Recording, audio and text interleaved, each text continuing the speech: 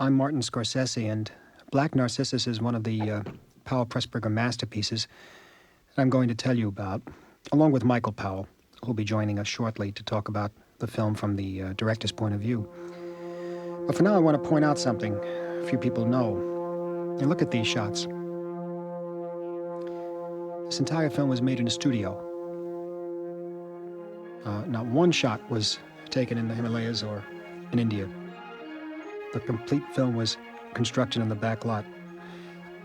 So in a sense, what you're looking at here are all paintings, which emphasizes something very important about Michael Powell as a director. And that is that Michael always felt that the only true, authentic genius of filmmaking is Walt Disney. And I think Black Narcissus is the film which really shows that influence, the Disney influence, the most. And the matte paintings, the lighting, use of shadows. The color, the use of color. I believe this film won the Academy Award for Best Color Cinematography, 1947, I think. One has to understand, of course, that this created quite a sensation at the time because films just weren't made this way in 46, 47, and it became a great international success. This sort of goes back to the style of Powell when he was co-director of Thief of Baghdad back in 1940. Which to this day is probably one of the great fantasy films of all time. First time I saw Black Narcissus in a good color print was at the 1977.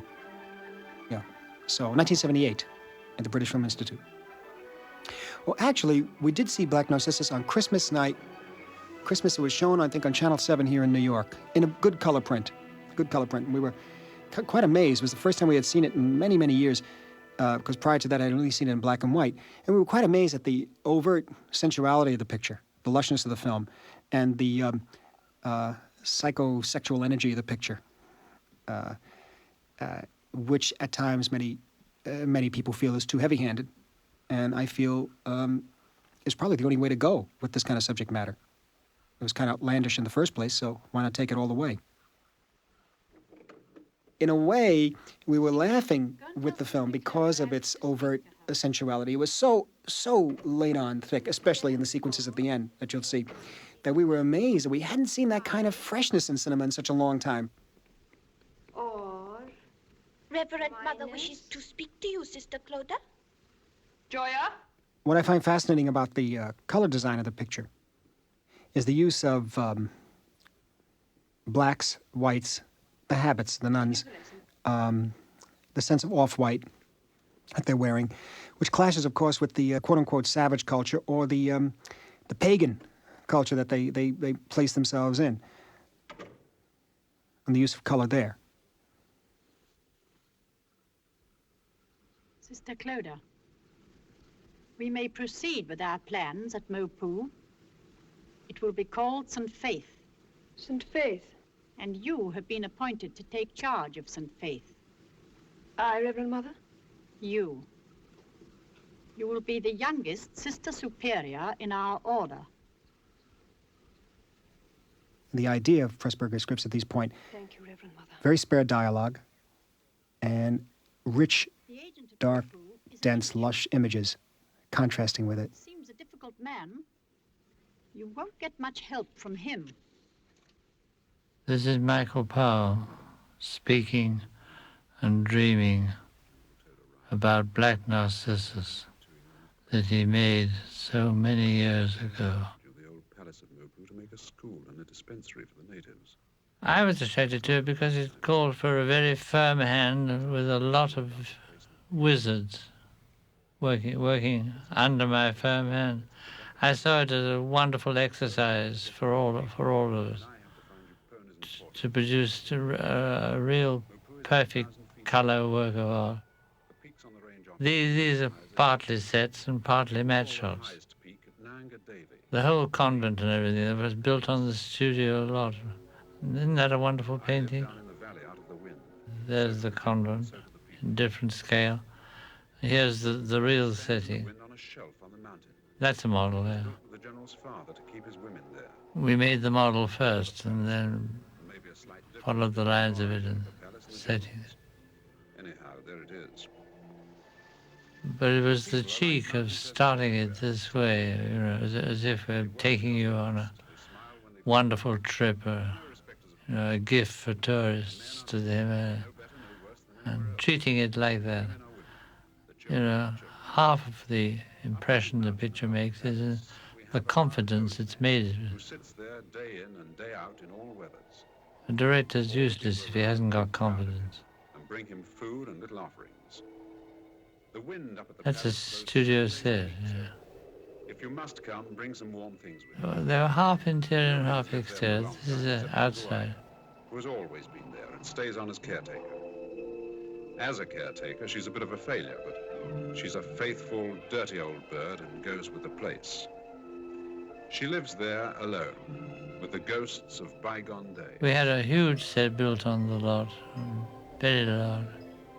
And then all these sort of things. The paintings on the walls, all the interior, the bird room with all the birds. Exotic birds, exotic women, exotic birds. The old ayah, that's May Hallett, quite a well-known English actress. She'd always been rather like ayah. She never, everybody liked her. She'd worked with everybody in the world, very well known. And when I wanted her to play an Indian ayah in English, she just couldn't understand it. I don't think she ever did understand it. Luckily, she's awfully good.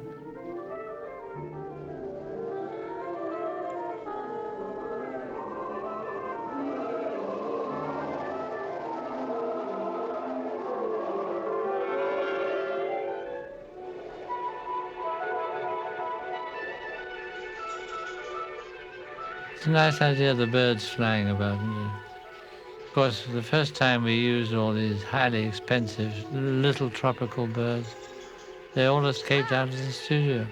So poor Alfred Junge had to find enough, what do you call it, netting, fine mesh, to cover the whole of a big set with it.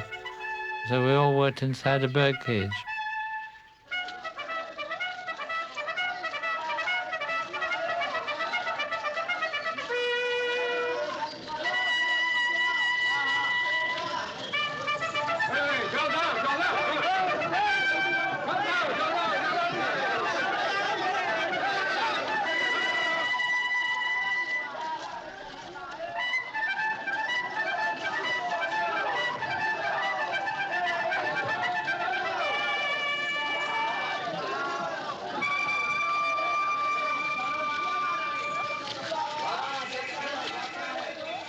I scarred England for these little ponies. Because when I was in the Himalaya before the war, there were quite a lot of these little ponies around here. They're so sturdy. They're tiny, Well, you saw when Mr. Dean just stepped off it. Several of the boys tried to ride them, and they ran away with them. Scraped them off on the bushes. Now listen, I have invited some ladies to stay here at the House of Women. Ladies! Oh, that will be like old times. It will not be in the least like old. Esmond and I thoroughly enjoyed playing the Raja. I don't think he was a very convincing one. You know what a nun is? They kneel and pray all day like the monks you invited last year. I am going to give them this house to make a school and a hospital for the people. You know nobody here wants a school, and I'm sure they don't want a hospital. How do they know what they want until they... This was introduced David Farrar to the big screen and the big audience. He could have had as big a career as any if he wanted to. But he didn't particularly want to. Mr. Dean, He was one of these very inventive, interesting artists who very soon get tired of one art or another. Such a good actor and very attractive. He's one of the few people I've ever seen with violet eyes. Imagine a man with violet eyes. Could you go for that? Yeah. Lovely sense of humor. sausages. They will eat sausages. Europeans eat sausages wherever they go. They will eat them when they come, and until they can tell the cook what else they want to eat.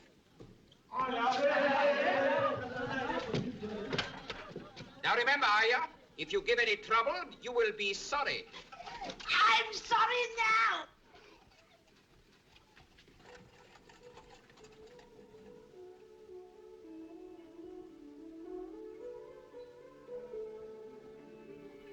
I said, I want one of those big erotic pictures. We'd made 4 or 5 pictures together, including Stairway to Heaven. We all knew instinctively how the picture was going to look. It was up to me to shoot it in such a way that one idea followed another. Keep the screen moving, get the people from down here up there. That's what a director's for.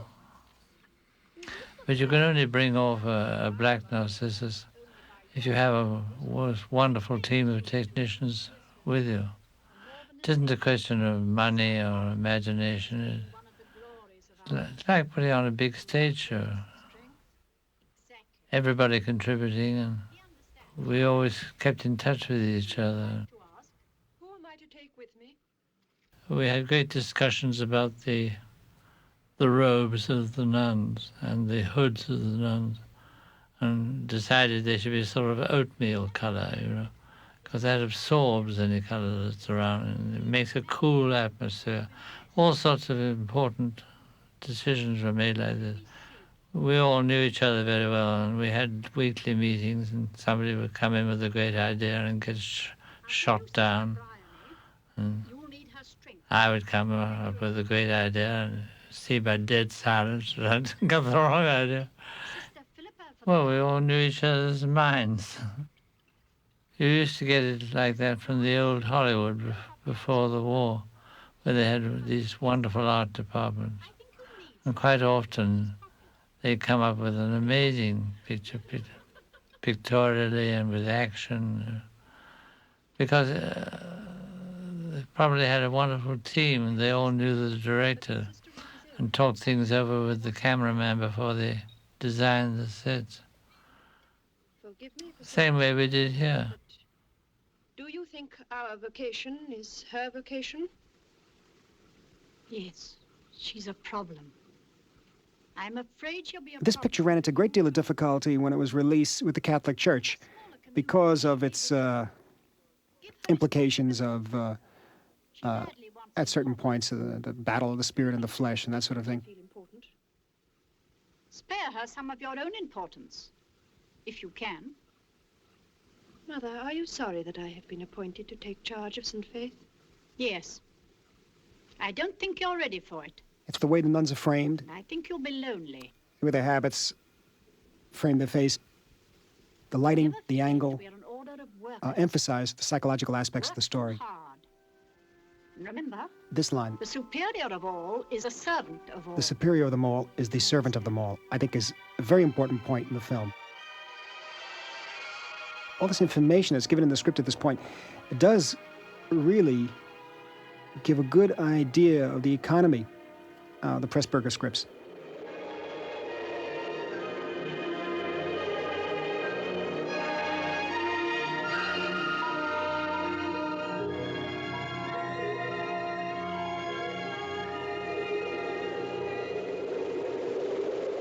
This is the shot that's right out of Walt Disney. This is the one. Of course, it plays up much later again in the climax of the film. It was a good idea.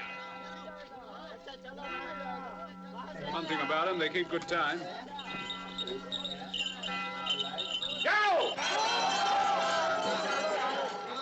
This is the first time we see Sister Ruth, who's ringing the bell at this point, and as you'll be able to tell by the end of the film, this follows directly to the climactic sequence, the same images.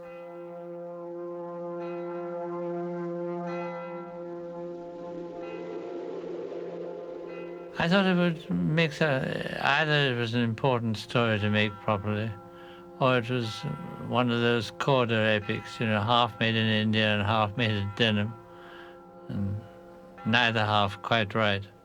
I thought to make it a perfect whole, it would have to be a studio picture, or would have to make it all on location. And at that time we could have done either, but I was much more interested actually to try and tell an exotic, wild, beautiful tale like this, to try and tell it all using all the studio techniques. And we had a most wonderful crew of people who'd been with us now for some years. Alfred Junge, the designer, Lawson, the camera crew from Technicolor, Jack Cardiff, who'd already won one Oscar. We had a wonderful team of people. And, of course, a wonderful team of actors.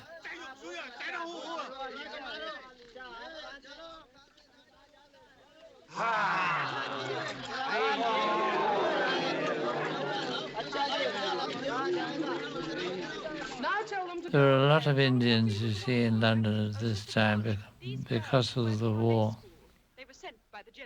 Some of them were planning to go back to India, others planning to stay. But there were huge colonies of India down by the docks who'd come in with the ships and perhaps stay, you see. Because in those days, London was a great port. So we did all our casting down Rotherhithe way, London docks. And Joseph, this dear little boy, he came from there. Has the General sent you? Joseph was one of the great successes. He had a tutor to teach him his lines, but his looks are so good. I mean, would you like to see my books and my bedding, lady? Sister? Lemonade? Would you, auntie? we'd go through it, not only line by line, but frame by frame. And then he would just reel it off to the admiration of the professional actors. Dear little boy. The last time I saw him, he was grown up. He was just a great, big, grown-up Indian boy. Children, with nothing unpacked yet. No one understands the language. There are too many of them anyway, and they smell. I don't know what to do with them. Why don't you tell them to come back later? English actors and actresses are very special. You can see it here in an ensemble scene like this. They do a great deal of their work thinking about their parts themselves.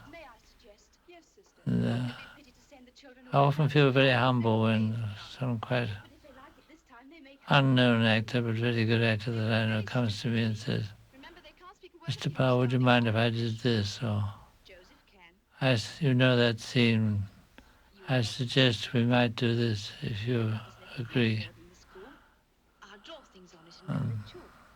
They build up their part themselves that way. I can take their names and ages and make a register. You can hardly call that a lesson. The women here Sensible idea. Thank you, sister. started like another job. And it really they became part of the whole atmosphere of the picture. If they needed little long conversations, I wouldn't have cast them, I don't know. I had enough of that later on with, well, I won't name names.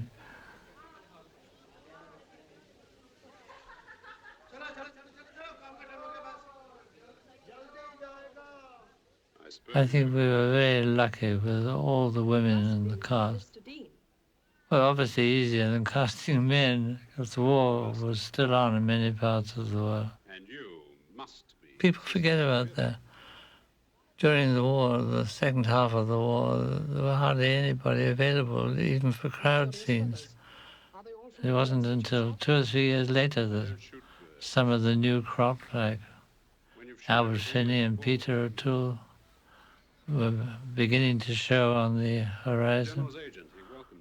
Well, the Royal Court Theatre was not a theatre then, but of course women were already coming back to their homes. Sorry, perhaps that wasn't fair. It was easier to get wonderful actresses. Has given us this house for a new foundation of our order. We very much appreciate it. It's very generous of him. Yes. You'd like the General, sister. He also is a superior being. Really? I don't know why you are being so rude to me, Mr. Dean. I have to talk business with you whether I like it or not. Well, talk it then and don't teach it me. There's no place to put a nunnery, I can tell you that. Difficult, but not impossible. Nothing is impossible. Yours a contemplative order? I mean, do you live in meditation or whatever you call it? Do you keep solitude? Our order isn't in the least like that. We are very busy people. We're going to open a dispensary, a school for children, and a class for girls. Good. You'll be doing me a great favor when you begin to educate the local girls, sister. I have already been told, Mr. Dean, that you do not believe in solitude. Do you know what the people call this place? The House of Women. The General's father used to keep his ladies here. From now on, it will be known as the House of St. Faith. Sister, will you have that picture taken down?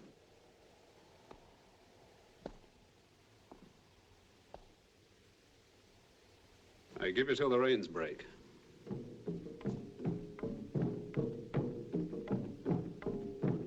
You can see how the whole unit was inspired. You'd never get lighting like this and effects like that unless you were working with a whole team of experts who knew exactly what they were doing.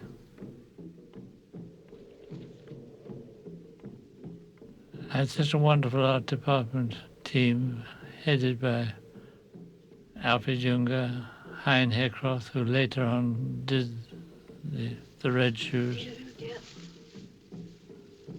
They were marvelous. Who is it? Once we all accepted the responsibility, we were working from sketches. This wonderful art department team had 4 or 5 very good painters and engineers, carpenters. Anything wrong, sister?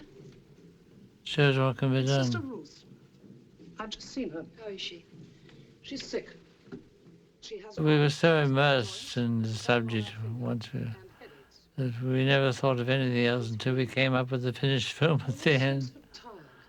And when our Arthur rang, and he took it to California, showed it in Hollywood, he got the most wonderful technical praise, naturally.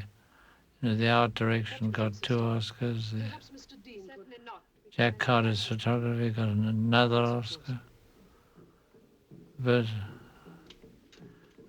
Arthur, who was a Methodist lay preacher in England, and I don't think he realized he was carrying a live bomb under his arm when he went to Hollywood and met these goody-goodies. They have all my sympathy when I see this film again. I don't wonder they were startled.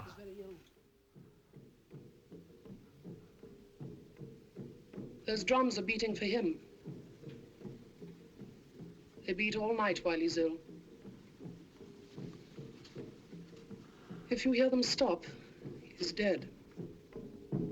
The old boy who plays the holy man who sits day in, day out, year in, year out. I think he was probably a porter somewhere in the East End of London. But he had that wonderful detachment, serenity.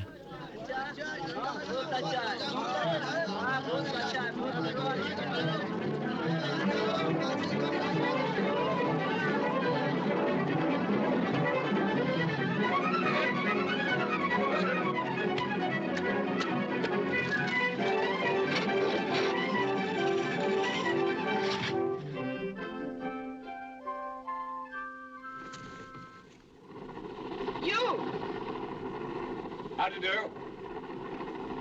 What are you doing here? Excuse old Felty, I haven't a hand to take him off. I've come to mend a loose joint in your pipe.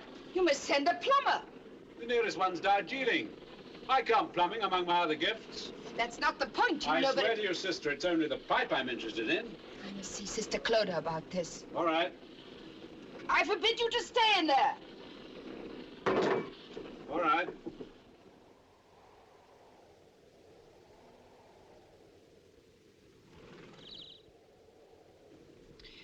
We have to build a workroom and a school. Yes, it's a different Deborah, isn't it, from the Deborah of Colonel Bloom.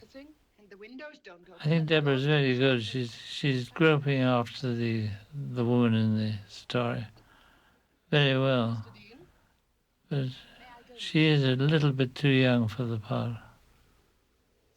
Please sit down, Mr. Dean. That doesn't mean it isn't a first-class performance. Would you like some coffee, Mr. Dean? Can you make it decently? Can I make coffee? Can she? Full of grits. Yeah, well, the character in the book is playing a part, really, because she's very sensual herself and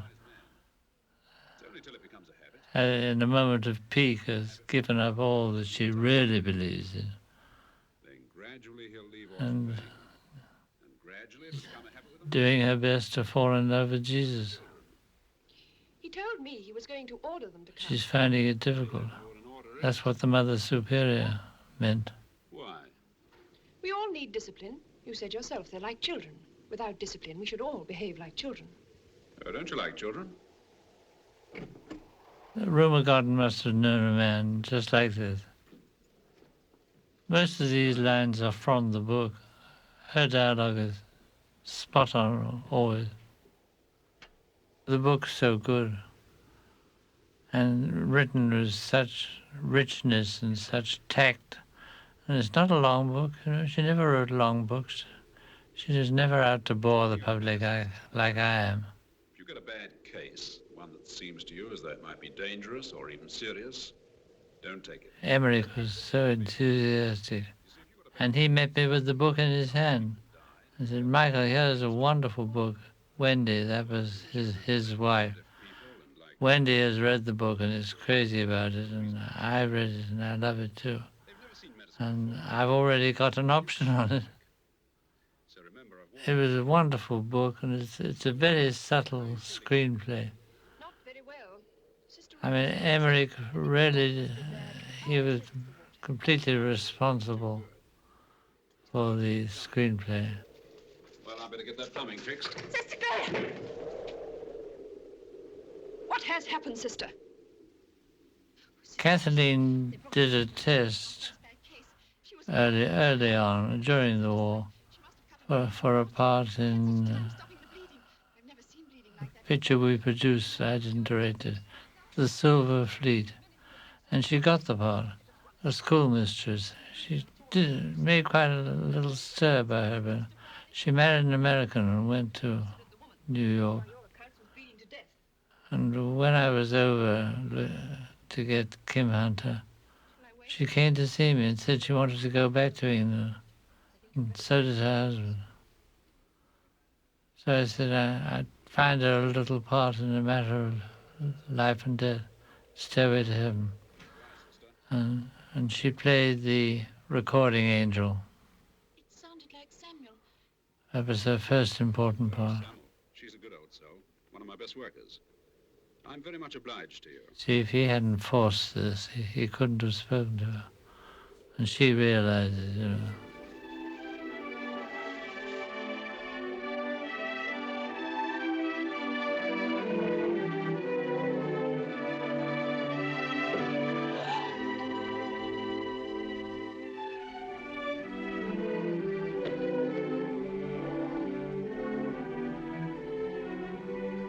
Now the old place is a pucker convent.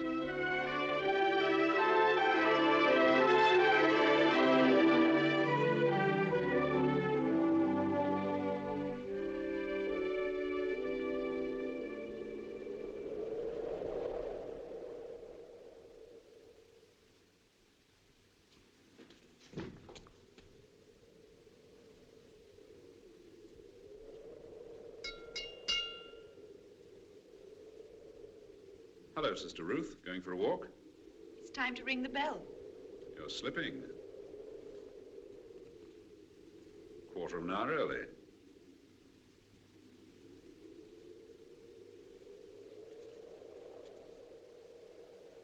Thank you.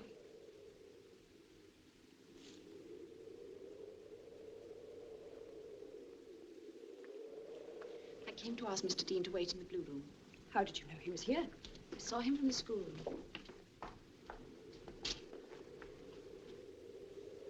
I've brought something for you.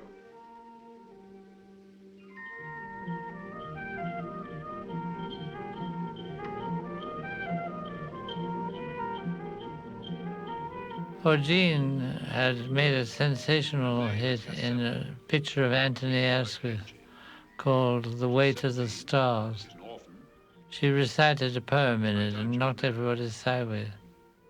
And both Larry Olivier, who was preparing Hamlet, and I, who was preparing Black Narcissus, we both wanted her in our pictures. And there was very nearly a frontier war. Because I was producing at Pinewood and Larry was at Denham, which are about 5 miles apart. People rushing to and fro to try and work it out. In the end we did, and she played Ophelia for Larry and Can't She for me. I thought no one would have patience with her, except you.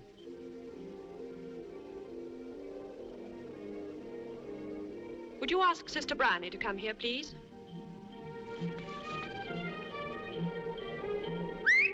Kenji?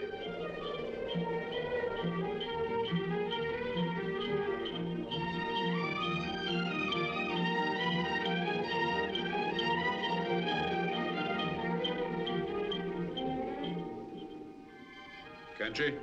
Šele mi neđacam na salam na proče.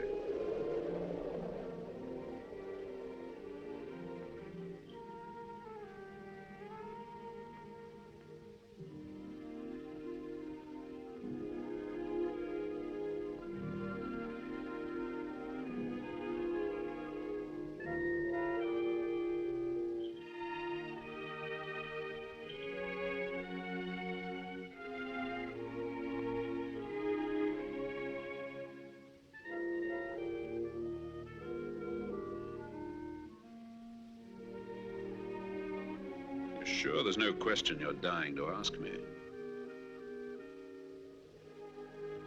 None. Nice timing, don't you think? I must say, I rather milked that. You wanted me, sister? Oh, sister, I have... No wonder people were... Straight-laced people were annoyed. But there's not only a lot of humor in the picture, but a great deal of humanity.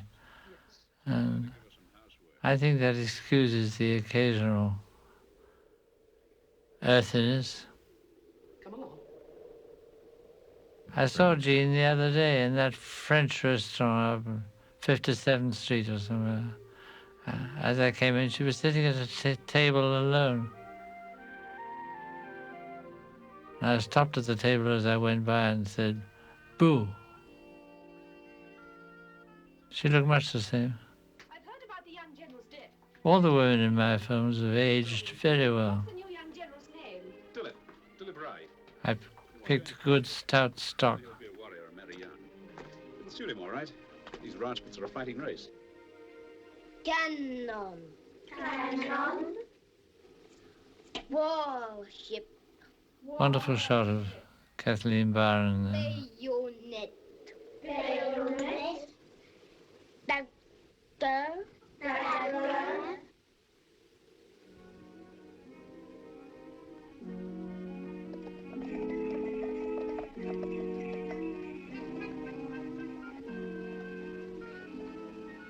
Gun. Gun. Gun. You know, Nina, It's a fine shot. something with it. Here, let me... Percy Day and his two sons both worked on a wonderful team, and they did all the paintings through the picture. Because once I decided, no question of going to India, we're going to do it all in Pinewood Studios or on the studio lot Once they decided that, then it was a wonderful commission for that wonderful team. You know what a wizard Percy Day was. His two sons were very good painters. And at last they had something really worthy of them. They did all the mat work on the picture and all the paintings on glass. You know that he worked as an apprentice with Georges Méliès, the first great screen trickster. He did all the stage tricks, pantomime tricks. You remember that wonderful shot of a rocket hitting the moon in the face and the moon going, ouch! Sister. Well, he goes right back to there. Did you hear the bell?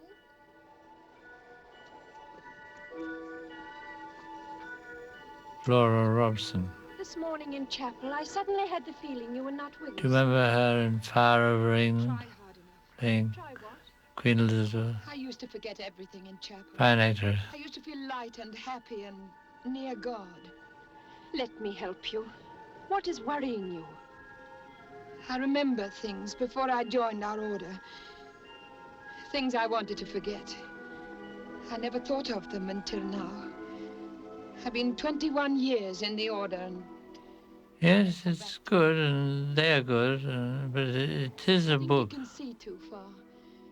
Little bit of a book. Out there and then I can't see the potato I'm planting. The tensions are quite different when you film a book, when you film an original story. It's this place with its strange atmosphere and new people.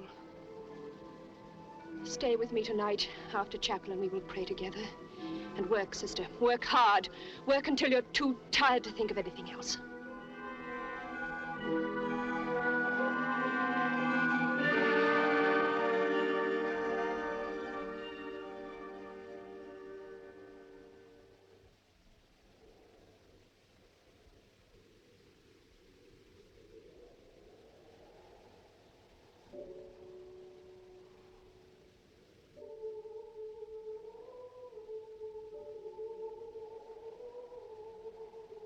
Oh, isn't it a grand day, Con?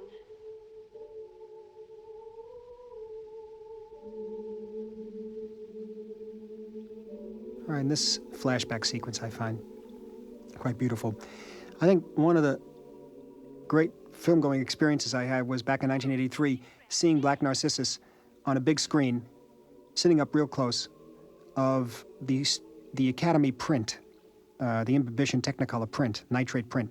This shot, the gleaming water that she's framed against, a slightly long lens, was overwhelming. The whole mystical quality of these flashbacks I find quite moving. Desmond's well out of it in Michigan. I heard from him last week. He's been made a partner. And just because I'm the eldest son, I have to stay here in Ireland all my life and hang around waiting for this. Somehow the combination of the way this is shot and the use of music, the choral music that he uses, which, as I said, he had used the music in a very structured way in this film, adds to the fairy tale quality of the film. Now, this close-up, which dissolves into her close-up in the chapel, is a beautiful piece of filmmaking. It reminds me of the wonderful close-up which dissolves into another face in The Wrong Man later on in Hitchcock's film. I thought the flashback would be going on too long if he didn't cut back and then come back again. These are the Galway Blazers hounds. John Huston was the master. We shot this in Galway. I think John was master of the Galway Blazers for nearly 20 years, wasn't he?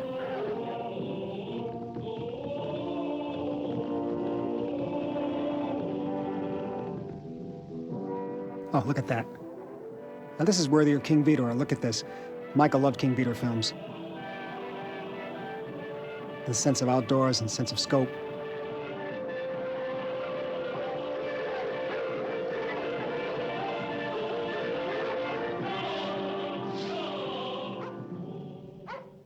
It's wonderful how music just takes her in and out of the fantasy. in and out of the memories.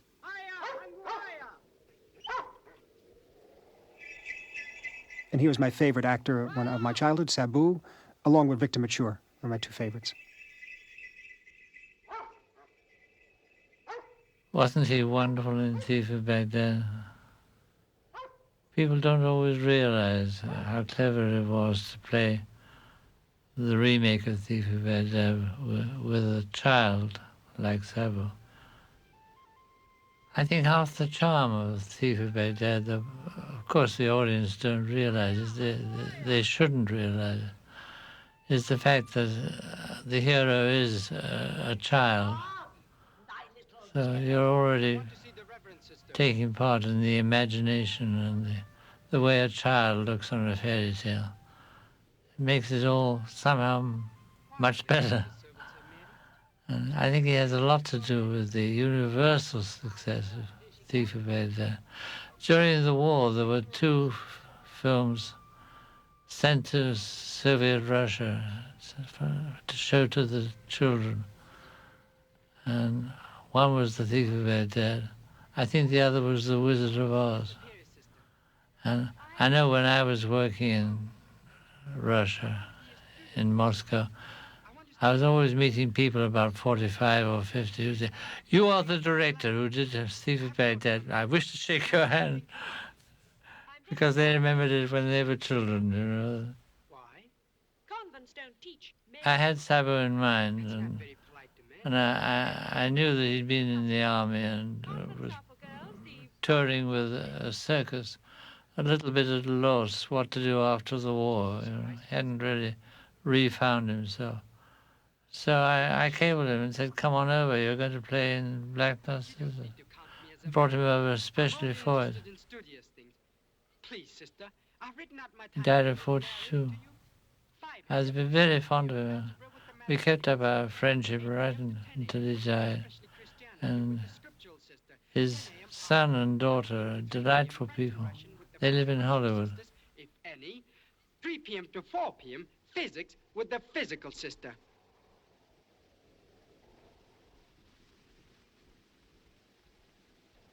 Rollo!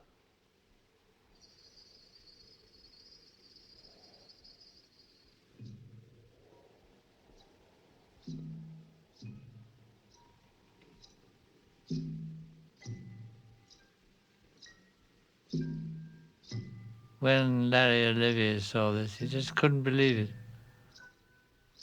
His Ophelia changed into this.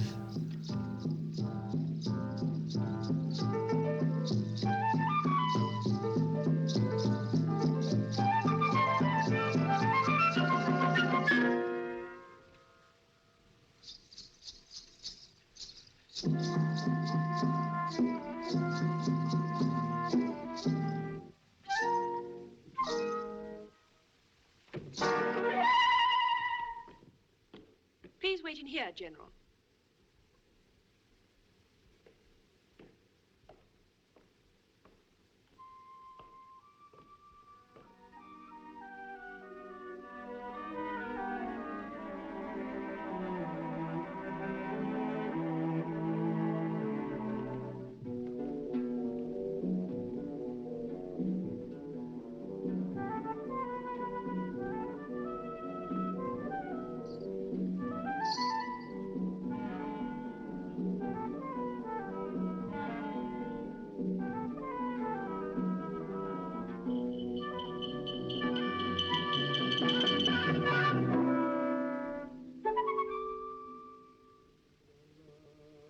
Aren't you afraid with a young general that you've let a cuckoo in?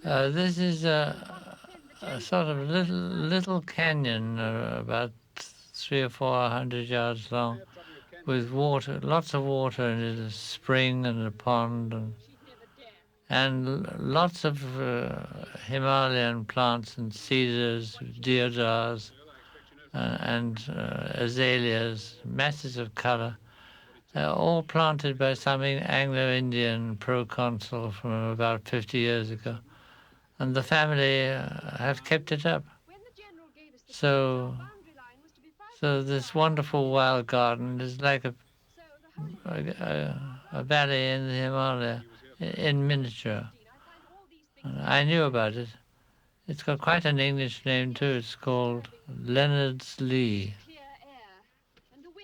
L-W-E, Leonard's Lee. And I'd heard about it. And when we planned to do this film, I went down and checked on it. It was surpassed all my expectations. I thought it looked wonderful. And we could compose our sets in relation to it. And people come running up through the exterior set and into a studio set, that kind of thing. Isn't it amazing? But England is amazing that way because in the days of empire, you had these people making enormous amount of money, behaving like kings and rajas. And if he'd say, I want 20 of your big cedar trees pulled up by the roots and wrapped in canvas and shipped home to England, and we're going to replant them in west of England somewhere. People would say, yes, sir, and get on with it. When does he eat or sleep? No one knows. He's always in his place under the tree. People come miles to see him.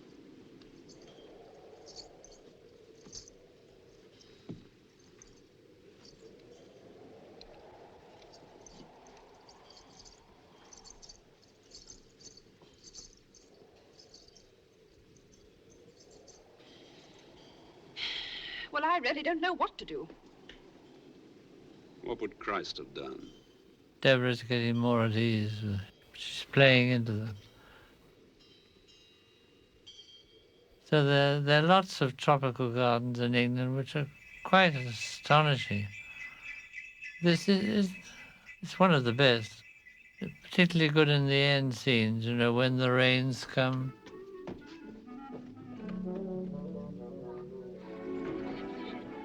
Morning, General. Good morning, Sister Honey. Good morning, Sister Ruth.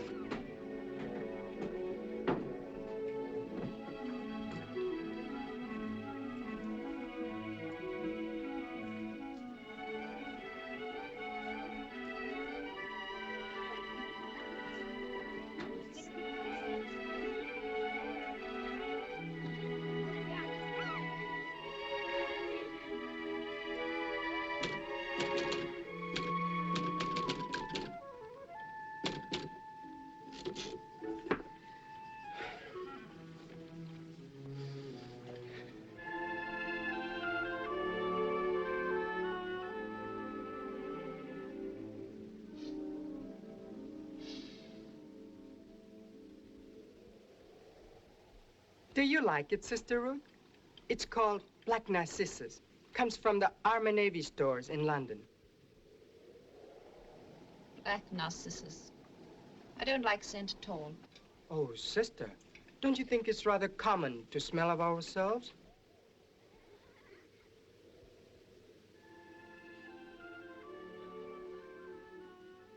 Have you seen the young general today? What's the latest? Emeralds. Beautiful emeralds. The deepest, most beautiful green I've ever seen. At that hour in the morning, they make me bilious. Have you seen his coats? He must have a different one for every day in the year. Lucky he doesn't have to do his own laundry. Yesterday, he had a coat the color of ripe corn, patterned with flowers and damask.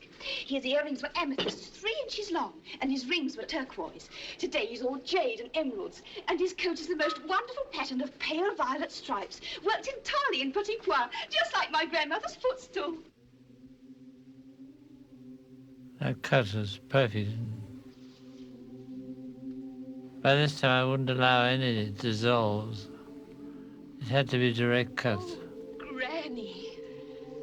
Turn round. I say you have a dissolve and probably go on 4 frames too long. With the cut, you can make it exact, you know.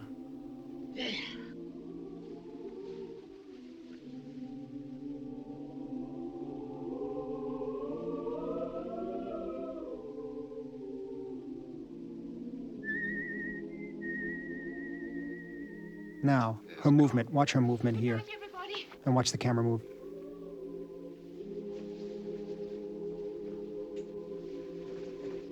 Not too late, darling.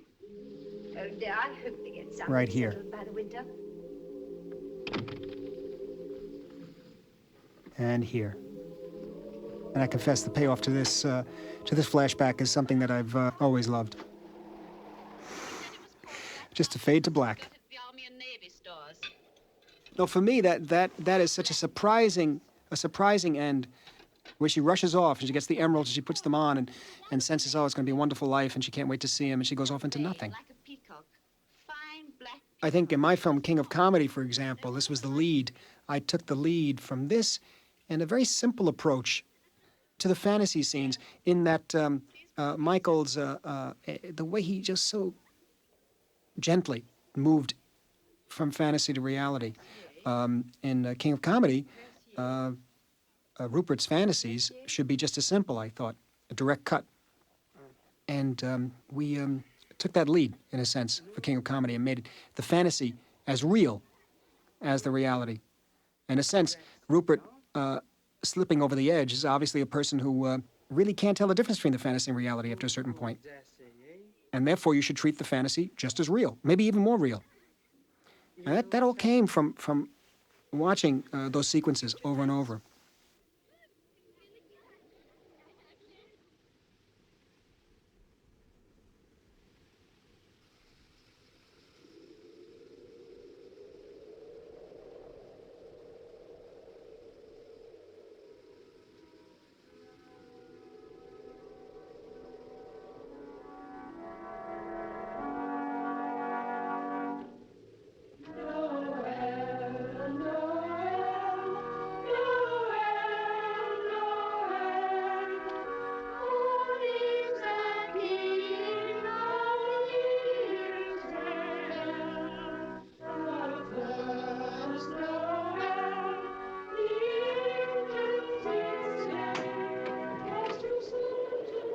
I liked this Christmas carol scene, Mr. Dean arriving drunk.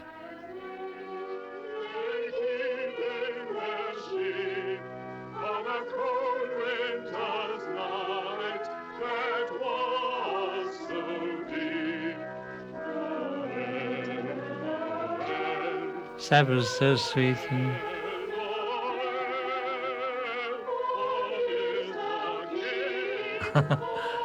doing variations.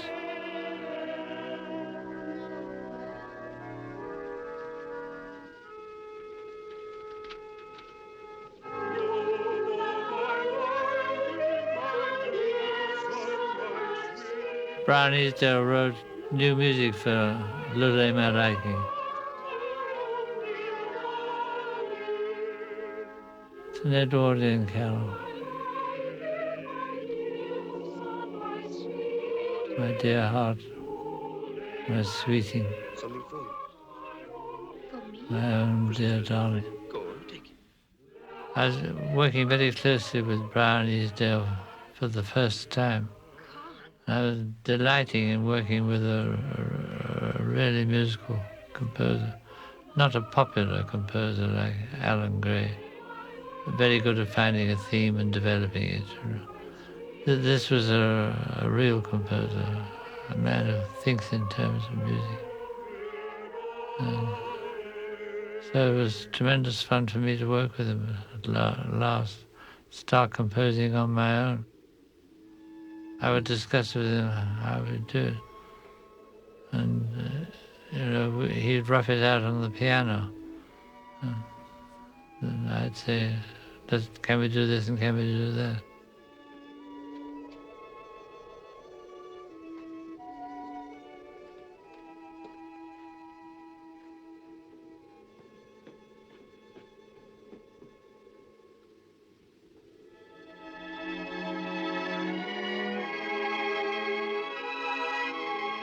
Sister Flora.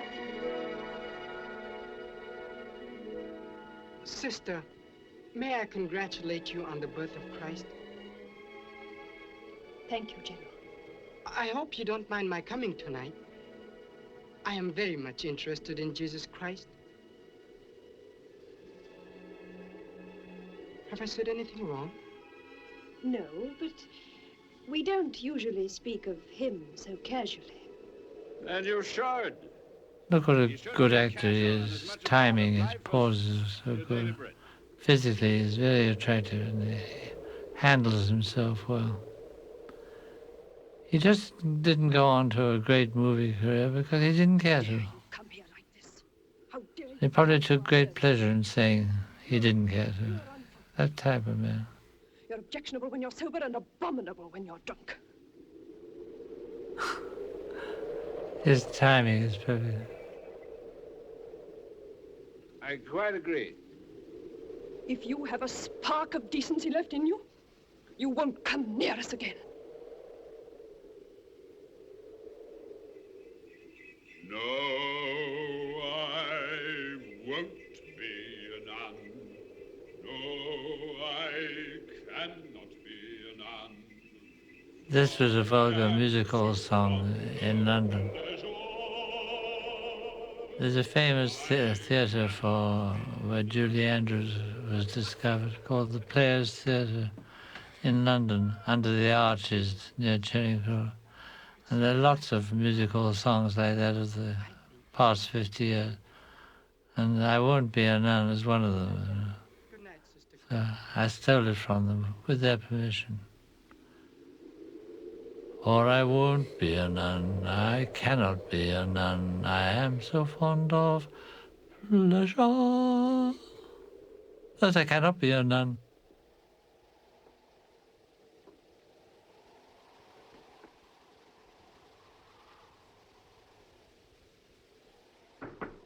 Come in.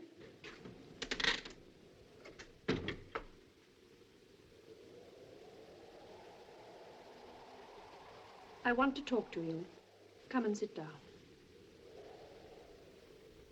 I think these two women handle this scene very well. As far as I'm concerned, I just want to get you in, and then from then on it's close up, close You up. look so ill, and you've got so terribly thin. You know, I know that you're trying to keep up for all our sakes, but I don't want it to be a conversation between two images, but start as images, develop as two women, get more and more into what's really going on in their minds and bodies. To be rude. I haven't been sleeping, that's all. if you haven't been sleeping, there must be some reason for it. Can't you tell me? Is something worrying you? Well, Kathleen Byron's performance in this movie is beyond the pale. I think it's really wonderful. It's a wonderful performance. She really is on the edge of a complete breakdown, highly sexual, sensual, psychosexual breakdown, any given frame. And you finally do see it at the end of that wonderful shot, which I'll point out the shot, and that is one of the shots that was deleted from the American version when it was first released. Later on, you'll see. None of you have ever wanted me here. Don't you think you're letting things run away with you? Deborah Kerr, her character, burning inside and trying to have some sort of a front. And again, Michael just have extreme close-ups here. Thinking too much of Mr. Dean. And a tilt. To Sister Ruth, and you get a sense of what's going to happen here. So these extreme close-ups are really very, very economical in the piece. Make you see before it is too late. All the same, I've noticed you're very pleased to see him yourself. That moment where she jumps up into frame is shocking. It's shocking, and it has an economy to it. I don't think any film has influenced me more in terms of characters in close-up moving into frames in the previous shot that you just saw. As for Mr. Dean, I think I did a whole sequence on it in Color of Money. in spite of his Tom Cruise moving around a pool table, all in close-up, entering and exiting frames. and not try to glorify him into something he is not. When he came to chapel on Christmas night, he was drunk. Can I go? We're already leading up to the famous composed sequence I talked about so much, where action and music and acting, setting, sound, night and day, all come together in one.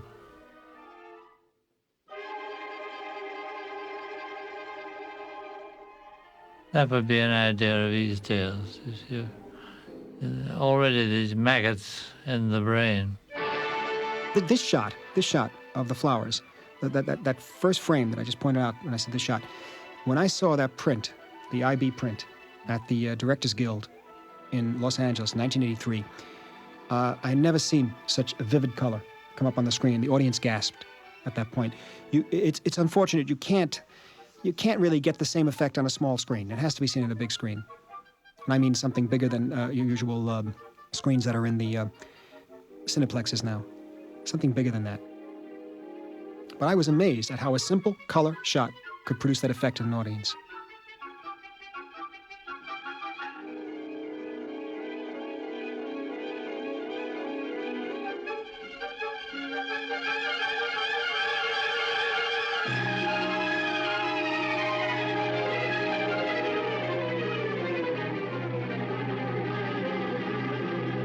That parcel is mine. Give it to me. I can't have any. I must give all the mail to Sister Clotha. It's mine. Give it to me, you little fool. Can't you see it's addressed to me? Look, I ordered it myself from Calcutta. It's nothing to do with anyone else.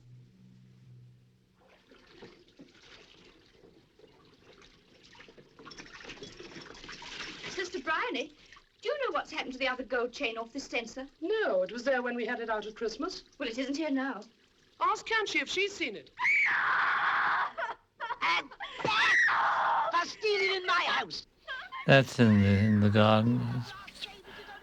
I tried to make it one of those casual Indian shots, you know. Everything just a little bit taken for granted. He's for getting found out.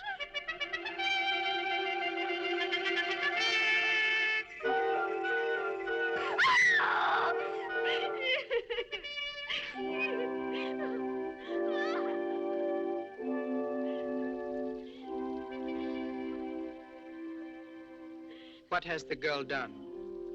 She's a thief. She stole a brass chain from the church room to put round her dirty neck. Finish the meeting, my little General Bahadur. You're going to be a great man. Not like your uncle, oh dear, no. Like your grandfather. Ha ha! He was a man. Finish the meeting and begin to be a man. Old May had it really enjoying that scene.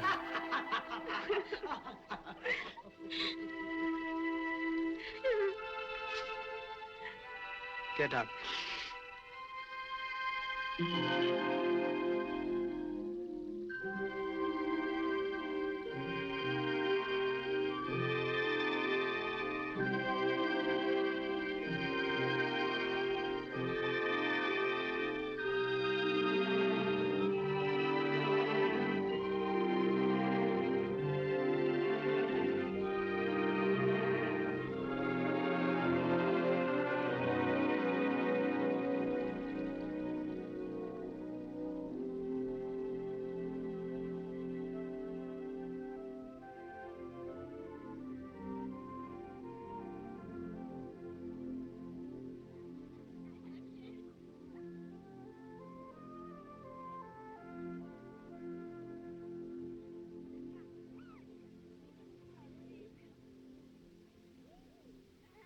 Alfred Junge, the designer, and Jack Cardiff, the cameraman, would have endless arguments and conversations about settings.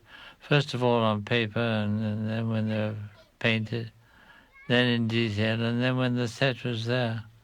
Sometimes Alfred would have to tear half of it down. Jack pointed out the kind of lighting that he wanted for this particular sequence couldn't be done because there was a wall in the way. Alfred would be furious. But together they just worked miracles. I mean, you never get the slightest feeling of studio, do you? You could sense a great deal of the director Rex Ingram, Michael's mentor, in this film, and of course in Thief of Baghdad. However, unfortunately, it's very difficult these days to be exposed to see Rex Ingram films. I think what one has to remember too by Rex Ingram was that he was kind of a pioneer in a way of lighting in silent films. He used a lower light level, lights, darks, shadows. There's always the joke, well, it's a true story. A man came on the set on a Rex Ingram film, I think it was The Magician, and talked about the light level and said, you know, it'll be okay when the lights are all on. He said, no, they are on. So they couldn't believe they could shoot at such a low light level. And of course, it created more atmosphere. So what you have here is a continuation of that tradition. I was becoming too fond of the place.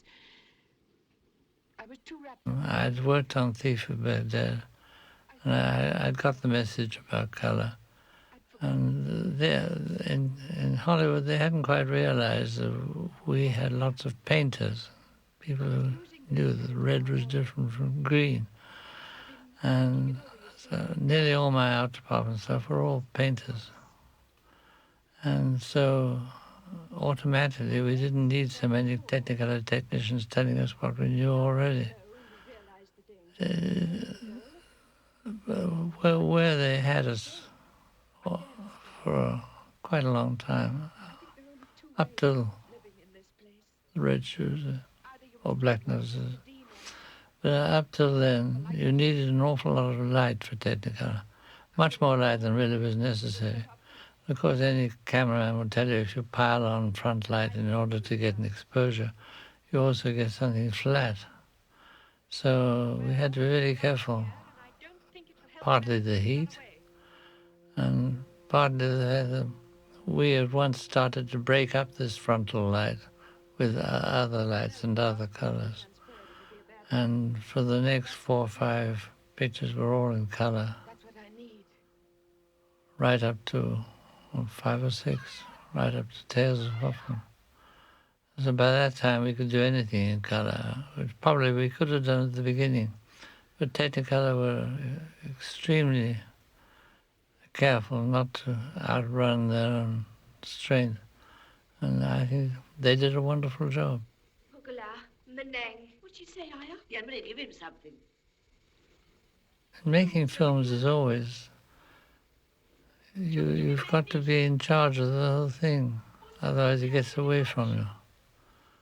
And I learned my trade in very cheap thrillers, like a lot of people. And I knew how to get what I wanted. And I wasn't going to let anybody else tell me how they wanted it. If anybody's going to get the blame, I'll take it.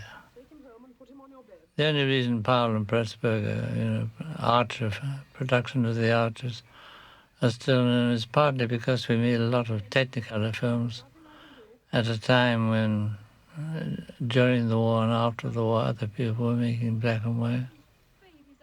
And the other was that we were our own bosses. We produced it, we wrote it, we directed it. And if anybody said to us, may I suggest you do this, we just said, F off. It's a very good program for making a film. To make her go home, where she'll be amongst her own people. Lemony, Pugala.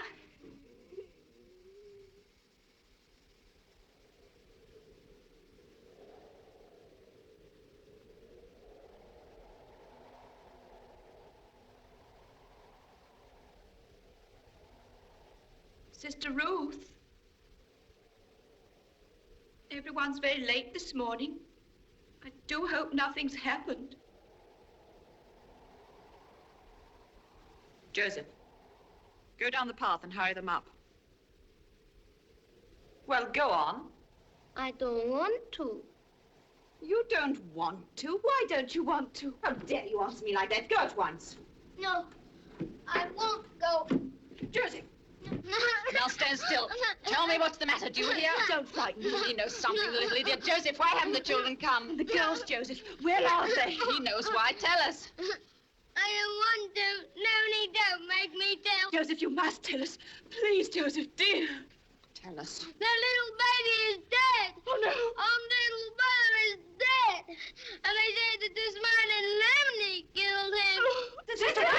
There's nobody in the dispensary. None of the children have come. There are no gardeners? And she is gone. So has the young general. There isn't a servant in the place. Those quick cuts are interesting, but I don't like it. It's a little too much of a trick. Because I loved him, because I couldn't bear to see him die. Probably a couple of cuts less and rely more on the sound of the words. Just a little bit of artifice instead of art. All true, Lemony. The people are very angry. We must explain. Somebody must tell them. We must find the young Michael, in his autobiography, points out that he would have a lot of younger directors today disagreeing with him or being upset by what he says in his autobiography, and that is about having faith in a good editor. And that is, for example, how David Lean worked for Michael, especially in Edge of the World. And I know where I'm going, I think, through these films. In that Michael would give him the footage and let the editor work on it and cull the film out of that. He always felt that one should really respect the editor in terms of being an integral part and a person who can maybe construct a film. Of course, these days films are made a little differently, and I think a director today has to know at least how to do everything on a film: how to write it, how to photograph it, and how to cut it. And so naturally, I would disagree with him entirely. But we're disagreeing out of a time and a place. At that time, I think we would have made films the same way. I don't know. Maybe not. David Lean started as an editor. Maybe I would have done that myself, because I prefer the editing period of a film to the production of a film. I find that in editing a film, you learn the economy of film. You learn a great deal about what to shoot and what you really don't need, and that helps you with budgets. And so I wholeheartedly disagree with Michael on that. But again, I'm in a different time and a different place. But they murdered him that night. Now, I'm not trying to frighten you, but I want you to see that it may be serious. I've been down to the village and everything seems quiet enough. Did they say anything? Nothing. They listened to me and said nothing. I saw the woman. I drank the stuff that Sister Honey was foolish enough to give her. You drank it? I wanted to prove He handles that scene very well. it was only castor oil. He could have been a great star if he wanted to. One time he was offered the part that Berge played. That was a John Huston picture. The African movie.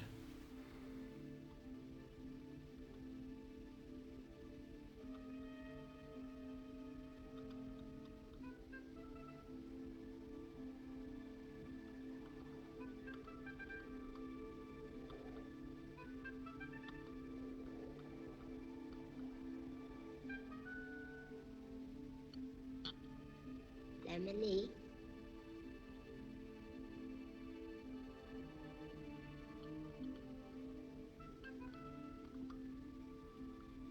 Lemony.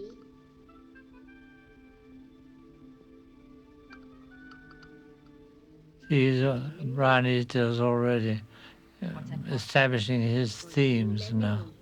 Who sent it? Sister Clodagh? You hear the two themes mixed here.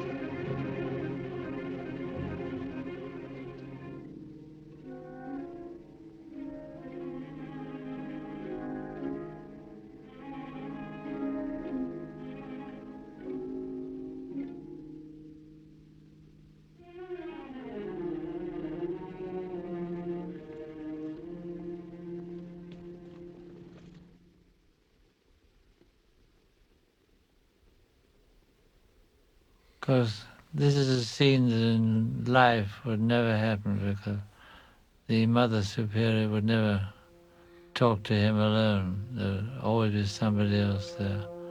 But I couldn't see any way around it.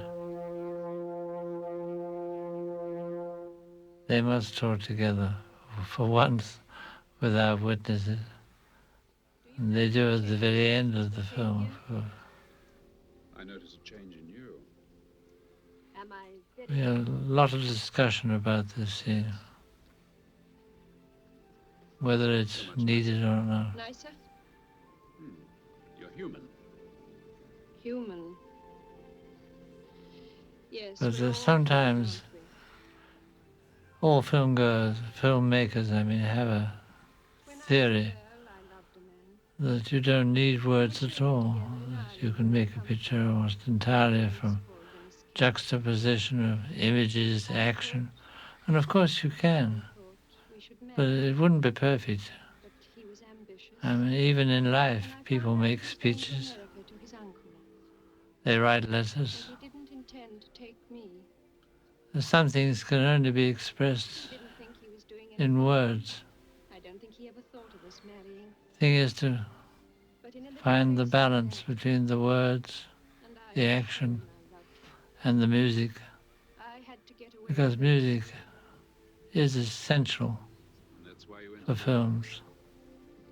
It's such a wonderful medium, pictorial, exciting. But music, of course, as Mozart can tell us, just makes it 10 times as exciting. It came to be my life. I had forgotten Shooting the story and the sets was practically all in continuity, because very soon coming to the 12 or 15-minute sequence where it's practically all music and action.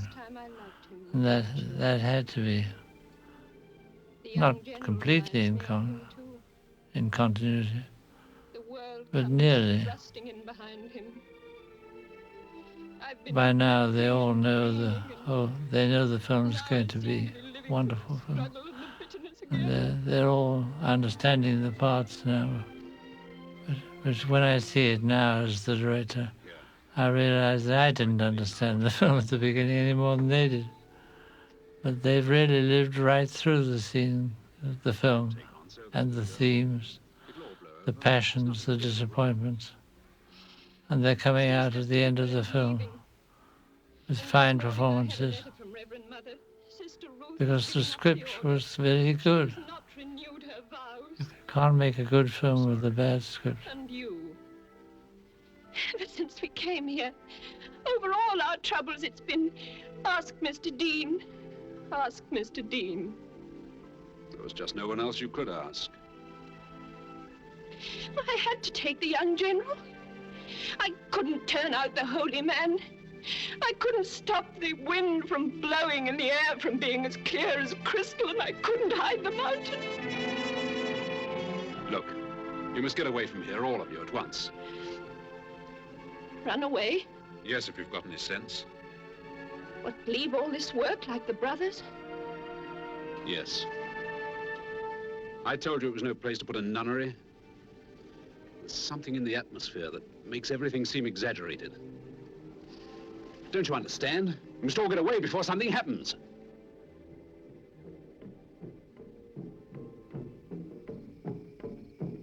I said to Alfred Junge, can we have a little forest? He said, Michael, it is not in the budget.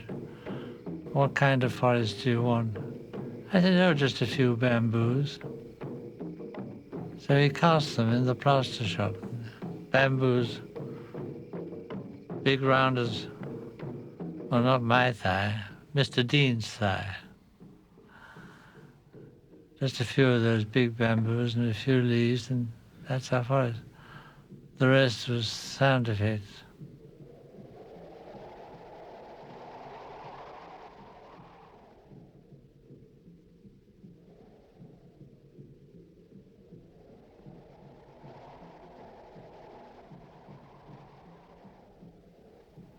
Beautiful soundtrack. And drive from it all snares of the enemy. May thy holy angels dwell here in keep us in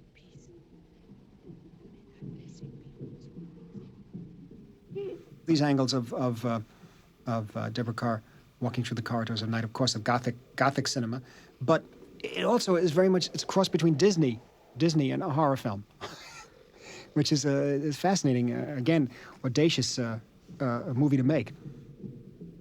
Of course, Disney in his films always had sequences that terrified the kids anyway, so it isn't very far off.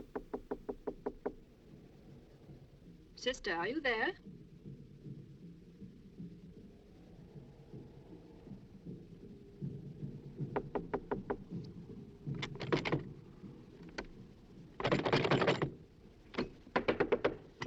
Sister, do you want me to wake the others?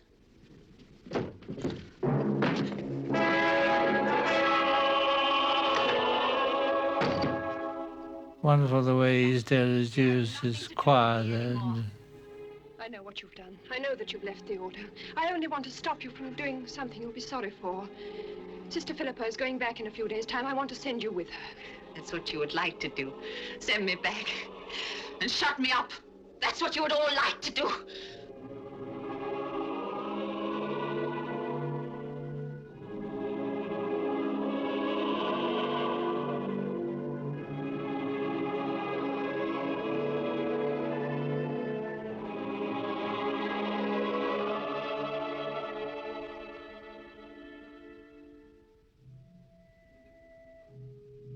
You know that isn't true. Why should we want to keep you here against your will? Because you're all jealous of me, especially you. At least wait till the morning. Wait till the morning and I'll wait with you.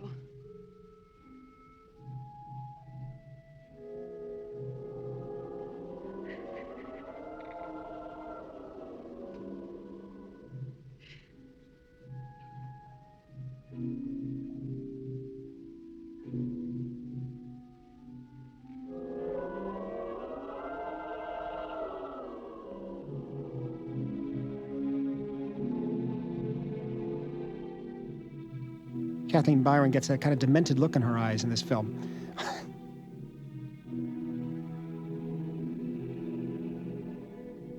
And these close-ups of the lips, the eyes. It's where the film slips into a horror film, and I think it's, yeah. That could be one of the shots the Catholic Church did object to, one of the close-ups.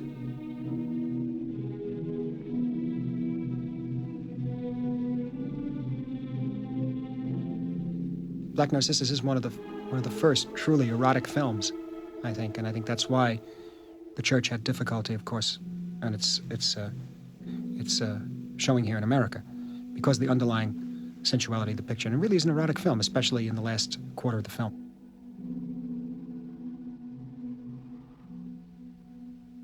They're not Roman Catholic nuns. They're not. They're working order. And that's one of the reasons why I think she belonged, the Rumer Godden, the authoress. She must have been in one of these working orders, perhaps before the war, perhaps during the war. I never asked her. But it's quite true, you have to take your vows every year. So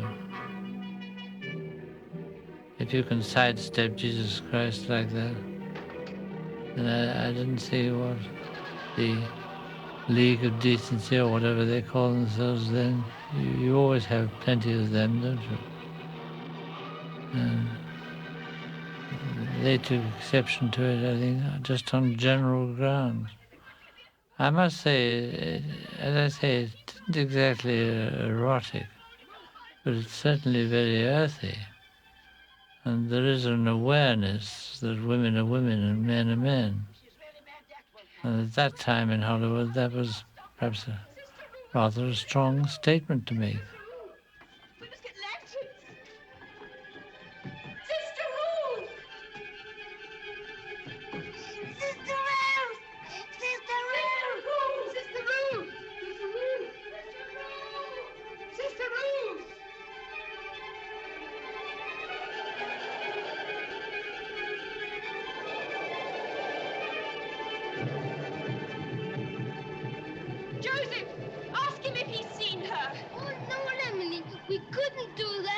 Joseph, anything may have happened to the Lemony. She may be hurt.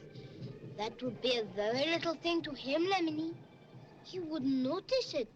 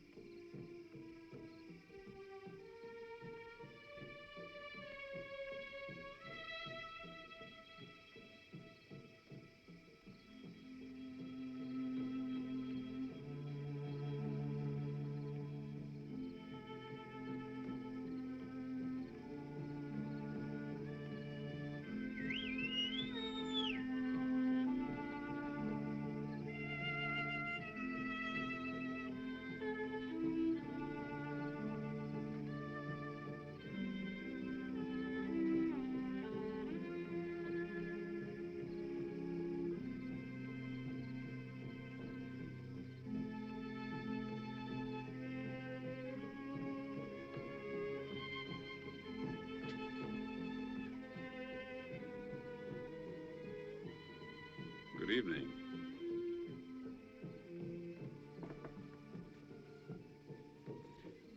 Sister Ruth? I can't stand it any longer. I left the order. I gave up my vows. I finished with them up there. I see. Well, I can arrange for you to stay at the rest house. I'll send my boy over now. In the morning, I'll get ponies and porters to take you to Darjeeling. I love you. Well, if you do, you can forget about it.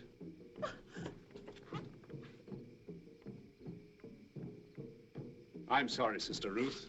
Very sorry, but... Look, let me take you back to the palace. It isn't too late. Sister Cloda's your friend. She spoke to me about you last night. She wants to help you. She hates me. They all hate me.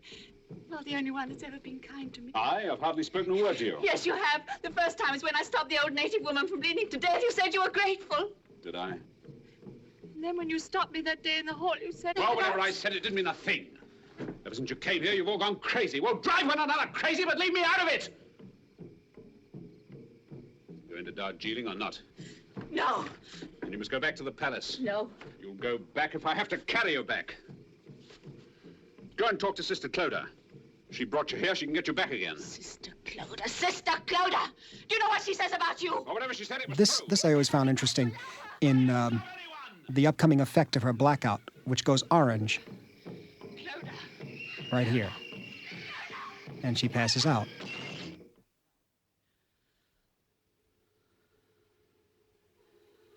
If you look closely in Rear Window, you can see a similar effect at the end of the film where Raymond Burr is about to stalk Jimmy Stewart, and Jimmy Stewart is holding him back by flashing light bulbs in his flashing flashbulbs in his face, and you cut to the point of view of Raymond Burr, and the screen goes orange and then fades back to normal.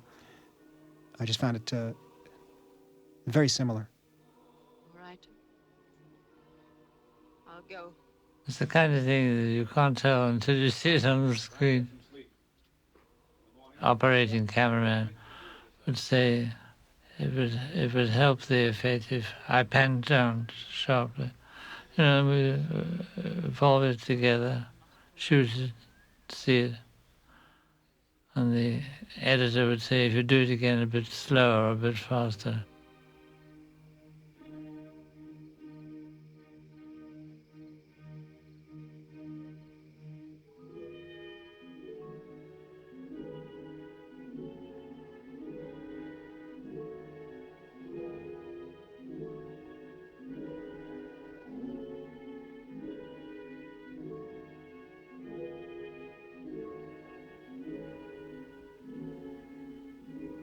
This is where the main musical sequence starts. Yeah. It's morning, Lemony. Full stage shot of Oh, it. yes, Joseph, it's morning. morning. the snows. What time is it? 5:45 by Auntie's watch. Fine day. I'd been working for some time on the musical scheme with Brown, Plowing up the snow. and we knew where the crescendos came, and I'll be in the chapel. I have piano tracks to stage the action.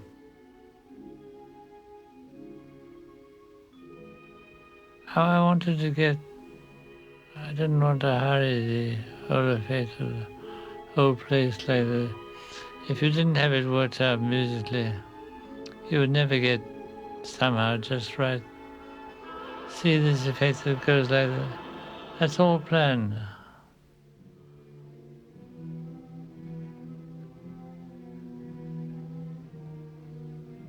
All these continual slow movements. Is she being spied upon by the mad girl or not? Is she in the chapel or not?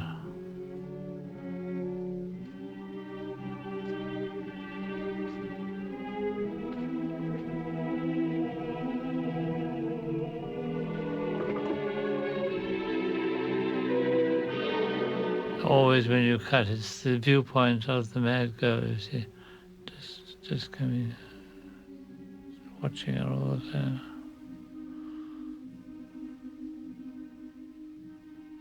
I knew just how long it should be, 10 seconds, 6 seconds. And I do it with a stopwatch.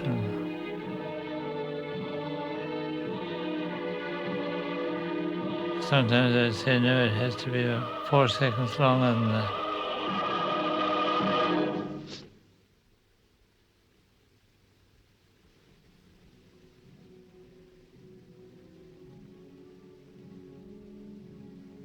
Again, the mad girl's viewpoint.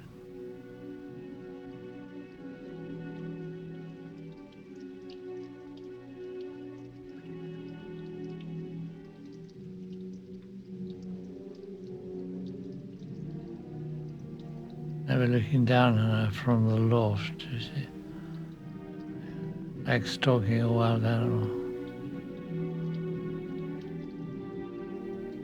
You know, somewhere behind the camera.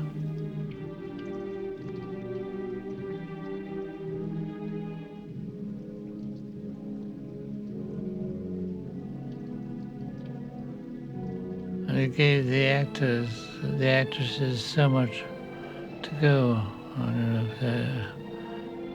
Usually, you can't be quite sure about the timing of a big scene like this.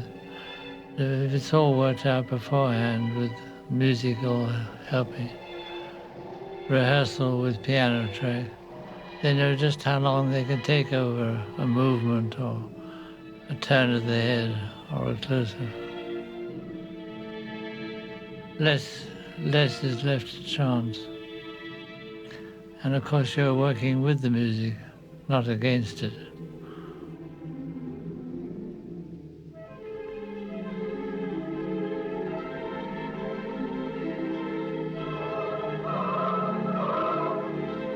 That's a beautiful transition there.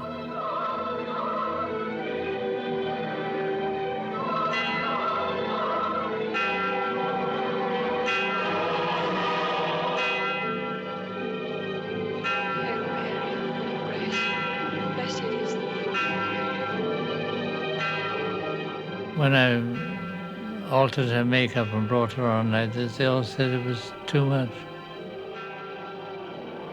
Overdone. When they saw it all together, they didn't. And this is the area, of course, where the Disney crosses horror again. And here's the angle, right here. That's right out of Disney again.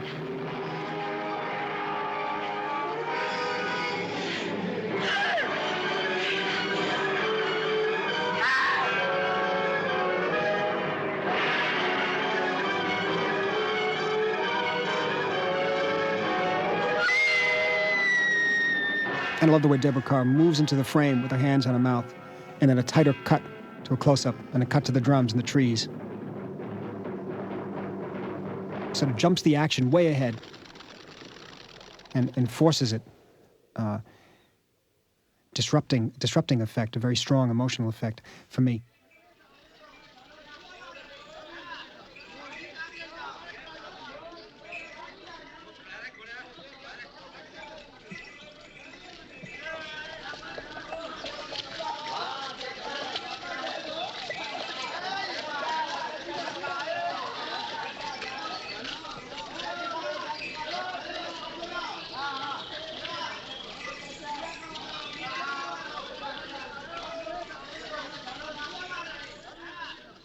Sabo has a natural grace, and he's a wonderful boy. What do you want, General? He had very, very little sort of coaching for playing in film. You know, they tried to make him learn English. You know, I have not been here lately. And of course, when he realized he could make some money from it, he was very keen. Is there anything else? Dear boy. Please do not be cross with me. I've done a very wrong thing, but I didn't mean to do it. Isn't it rather late to tell me about that? Yes. Yes, it is rather. I don't mean to do anything wrong again. I'm going to give up being clever and famous. I'm going to be exactly like my ancestors. They were warriors and princes. They were modest and brave and polite. And they never did anything cheating. That is why I came to you as soon as I thought of it, to tell you what I have done. Must you tell me now? Please, sister. Well, what have you done? I think probably in the book, too, the importance of the little prince escapade with Kenshi was probably more the main theme of the book, and less the love story of Sister Clodagh. This is all shot in this English garden.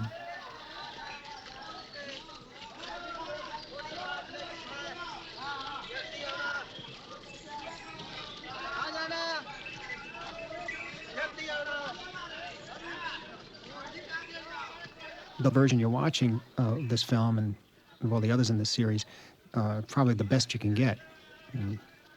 However, if you really, really want to experience these films, especially the Powell Pressburger films, it'd really be ideal to see them in a theater, see them projected on something bigger than a screen, usually at the Cineplex.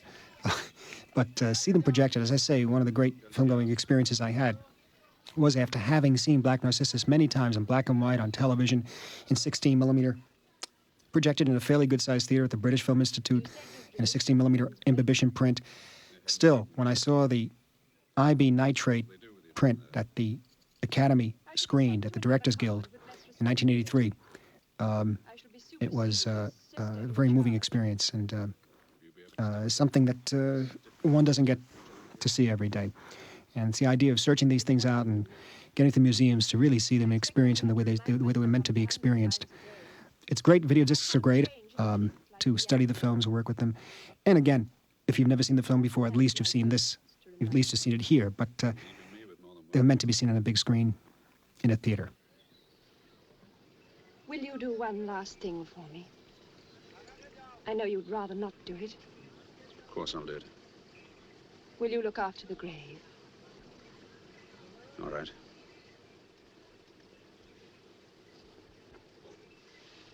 Goodbye.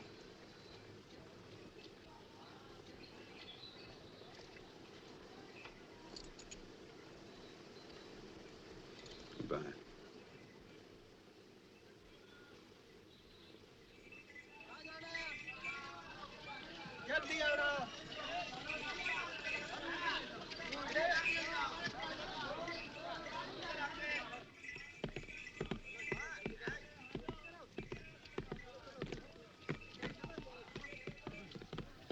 These splendid raindrops are all being done by me with a teacup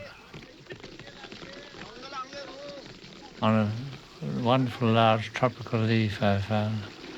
And then the local fire brigade let go.